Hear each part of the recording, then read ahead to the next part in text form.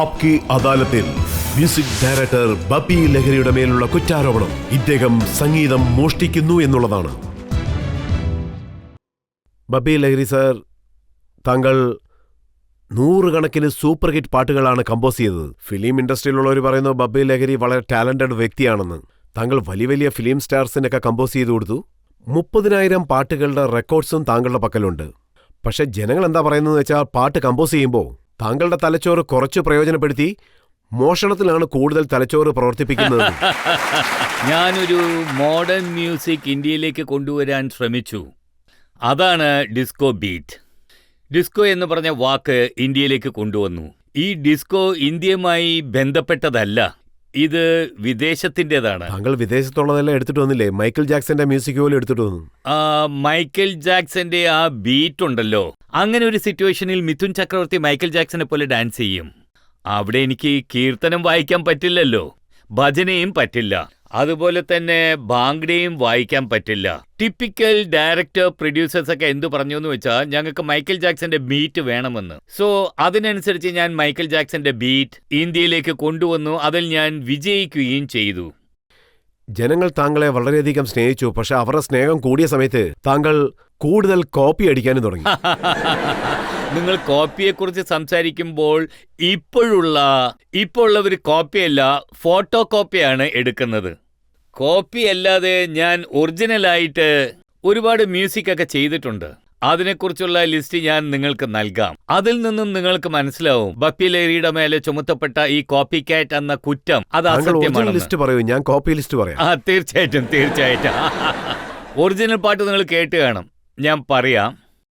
चलते चलते मेरे ये गीत याद रखना, कभी अलविदा ना कहना, कभी अलविदा ना कहना, किसी नजर को तेरा इंतजार आज भी है, मंजिले यार भी जगह है, रास्ते अपनी जगह, हर नैनों में सपना, सपनों में सजनी, सजनी पे दिल लग गया, कि सजनी पे दिल लग गया, प्यार का तोहफा तेरा बना है जीवन मेरा. Everybody come on. प्यार का तोहफा तेरा बना है जीवन मेरा, दिल के सहारे हमें पालिए, जीने का और क्या चाहिए, तोहफा तोहफा तोहफा. ഇതുപോലെ ഒരുപാട് പാട്ടുകൾ നോക്കുകയാണെങ്കിൽ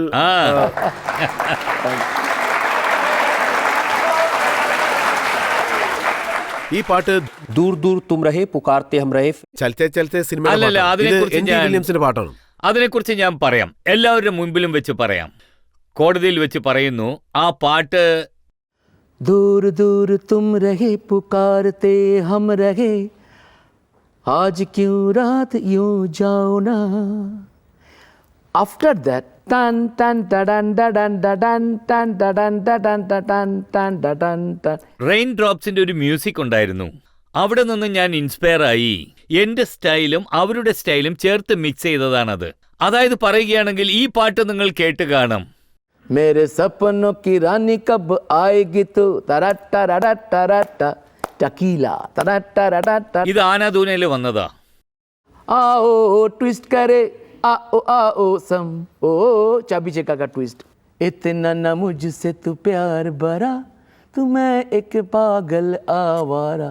सलील दाबी छाया में तारा टटा तारा टटा तारा टटा. സോ ഇതിൽ ടോട്ടൽ മ്യൂസിക് ഉണ്ട്. ഇതുപോലെ ഞാൻ എന്താ പറയുന്നതെന്ന് വെച്ചാൽ, കുറ്റാരോപണം എന്നത് എന്നെക്കാളും സീനിയർ ആയവർ ഒരുപാട് കാര്യങ്ങൾ ചെയ്തിട്ടുണ്ട്. അവരുടെ മുൻപിൽ ഞാൻ കുഞ്ഞാണ്. അതിനേക്കാളും നിങ്ങൾ ആദ്യം അവരോട് വരാൻ പറയൂ, അവർ ഈ ആപ്കെ അദാലത്തിലേക്ക് വരാൻ പറയൂ. നിങ്ങൾ എന്തിനു സ്വപ്ന കെ റാണി ചെയ്തു, നിങ്ങൾ എന്തിനു ആവോ ട്വിസ്റ്റ് ചെയ്തെന്ന് ചോദിക്കൂ. क्यों देखो अब तो तुमसे नहीं कि खबर. ഇത് ബ്രിട്ടീഷ് പാട്ടാണ്, നമ്മുടെ ശങ്കർ ജയകിഷൻ ചെയ്ത പാട്ടാണിത്. ഇതുപോലെ ഒരുപാട് പാട്ടുകൾ. താങ്കൾ R.D. വർമ്മൻ സാറിന്റെ 2-3 പാട്ടുകൾ പോലും എടുത്തു. ഞാൻ കേട്ടത് താങ്കൾ അപ്പോൾ ഫിലിം ഇൻഡസ്ട്രിയിൽ പുതിയതായിട്ട് വന്നതായിരുന്നു. അപ്പോൾ R.D. വർമ്മൻ സാർ ഒരു വലിയ മ്യൂസിക് ഡയറക്ടറും ആയിരുന്നു, പ്രസിദ്ധനായിരുന്നു. അപ്പോ പലരും പറഞ്ഞു ആർ.ഡി. വർമ്മൻ സാർ വിദേശത്തേക്ക് പോകുമ്പോ ബാഗ് നിറയെ CD എടുത്തുകൊണ്ട് വരുമെന്ന്. അങ്ങനെയൊന്നുമില്ല. ആ ബാഗിൽ നിന്നും CD-യുടെ വെയിറ്റ് താങ്ങാതെ വെളിയിലേക്ക് വന്ന CD എടുത്താണ് താങ്കൾ പാട്ടുണ്ടാക്കിയെന്ന് പറയും. ആ സമയത്ത് നോക്കുകയാണെങ്കിൽ പഞ്ചന്ത പിന്നെ ഞങ്ങൾ ശ്രമിച്ചു നോക്കി. ഞങ്ങൾ രണ്ടുപേരും കൂടെ ചേർന്ന് മോഡേൺ മ്യൂസിക് ഇന്ത്യയിലെ യങ് ജനറേഷന് ഇൻട്രൊഡ്യൂസ് ചെയ്തു. യങ് ജനറേഷൻ ഇപ്പോ ഡിസ്കോ ഒക്കെ കാണുന്നുണ്ട്, ഇപ്പോ ഒക്കെ DJ റോക്ക് സോങ്സ് കേൾക്കുന്നുണ്ട്. ആ സമയത്ത് പ്രാക്ടിക്കലായിട്ട് ഇതൊന്നും ഇല്ലായിരുന്നു. സോ ആ സമയത്ത് അതിനനുസരിച്ച് ഞങ്ങൾ യങ് ജനറേഷനെ ഇൻസ്പയർ ചെയ്യും വിധം, അതായത് പഞ്ചം ഹരി ഓം ഹരി ഓം, അതെ, അതും താങ്കൾ ഹരി ഓം ഹരി വൺ വേ ടിക്കറ്റിന്റെ ഇൻസ്പിറേഷൻ ആയിരുന്നു അത്. ലൈക്ക് മെഹബൂബ ഷോലയിൽ പഞ്ചംത ചെയ്തു. സോ ഇങ്ങനെയുള്ള പാട്ടുകളിൽ ഞങ്ങൾ ഒരുപാട് പറയാം. താങ്കൾ പഞ്ചംതായുടെ 2 കോപ്പി പറയൂ. അല്ല, അങ്ങനെയൊന്നുമല്ല.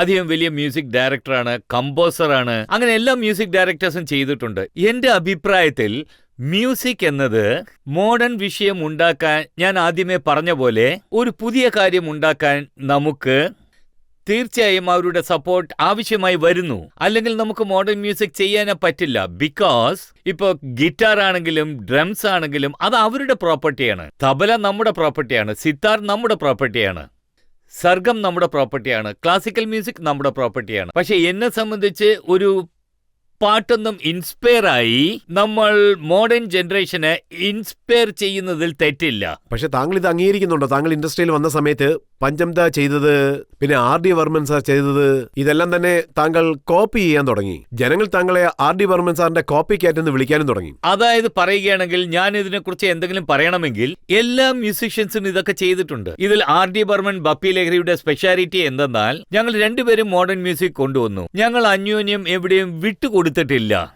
But I respect R D. Burman, കാരണം അദ്ദേഹം വളരെ ടാലന്റഡ് ആയ മ്യൂസിക് ഡയറക്ടറാണ്. അതുപോലെ തന്നെ ഇപ്പോഴും പഞ്ചന്തയുടെ മ്യൂസിക് എന്താ വരുന്നതെന്ന് വെച്ചാൽ, ഇപ്പൊ എല്ലാ ഡിസ്കോയിൽ പോയാലും എന്റെ പാട്ടും പഞ്ചന്തയുടെ പാട്ടുമേ അവിടെ കേൾക്കൂ. അതിൽ പറയുകയാണെങ്കിൽ അവിടെ വേറെ മ്യൂസിക് ഡയറക്ടേഴ്സിന്റെ പാട്ടൊന്നും പോവില്ല. കാരണം ഞങ്ങൾക്ക് അതിൽ മോഡേൺ ബീറ്റ്, മോഡേൺ മ്യൂസിക്കിന്റെ സെൻസ് ഞങ്ങൾക്ക് രണ്ടുപേർക്കും ഉണ്ടായിരുന്നു. അത് ഞങ്ങൾ എല്ലാവരിലേക്കും കൊണ്ട് എത്തിച്ചു. 1980s താങ്കൾ വന്നത്. ആ സമയത്ത് ആർ.ഡി. വർമ്മൻ സർ വളരെ പ്രസിദ്ധനായിരുന്നു. അതിനുശേഷം മൊത്തം മ്യൂസിക് ഇൻഡസ്ട്രിയും താങ്കൾ കീഴടക്കാൻ തുടങ്ങി. അത് സത്യമാണ്. 73-ലാണെങ്കിൽ ജഗ്മേ ചൽത്ത ചൽത്ത റിലീസായി. അതിനുശേഷം തുടങ്ങിയത് നിങ്ങൾ പറയുന്നത് 80s ഡിസ്കോ, ഡാൻസ്, നമകലാൽ, ഹിമ്മത്ത് വാല, അതൊക്കെ ഡിഫറെന്റ് ആയിട്ടുള്ള മ്യൂസിക് ആയിരുന്നു. അതിലൊന്നും ഒരു തരത്തിലുള്ള കോപ്പിയും ഉണ്ടാവില്ല. തൂഫാൻ, മവാലി, മക്സദ്, ഖൈദി നമ്പർ, ഖൈദി, ഗർഹോത്തോ ഐസ, മുദ്ദത്ത്, ഇതെല്ലാം ഡിഫറെന്റ് മ്യൂസിക് ആയിരുന്നു. ഫോക്ക് ഓറിയന്റഡ് ആയി. യാർ ബിന ചെയിൻ കഹാരെ സാഹിബ് സിനിമയിൽ അത് ഞാൻ ഫോക്കിൽ നിന്നും ഇൻസ്പയർ ആയി 2 പാട്ടിട്ടു. 2ഉം സൂപ്പർ ഹിറ്റ് ആയിരുന്നു. यार बिना चैन कहाँ रे, प्यार बिना चैन कहाँ रे, यार बिना चैन कहाँ रे, प्यार बिना चैन कहाँ रे, सोना ने की चांदी ने की यार तो मिला, अरे प्यार कर ले, अरे प्यार कर ले. വളരെ നന്ദി.